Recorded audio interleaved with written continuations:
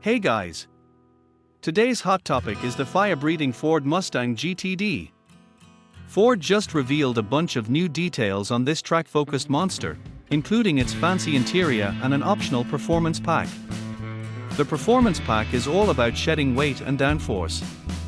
Think big front splitter, dive planes, and a massive rear wing with drag reduction. You also get lightweight magnesium wheels and an underbody aero kit.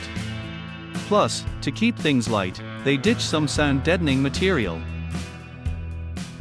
But wait, there's more. Ford is offering a special carbon series that skips the paint on their hood, roof, and parts of the trunk for a bare carbon fiber look. It also throws in a unique wool color and lets you pick from 6 regular paint options.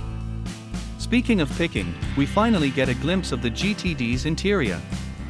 It's familiar Mustang style with big digital screens, but with some racing-inspired touches like Recaro seats, titanium shift paddles, and special buttons for track apps and raising the front axle.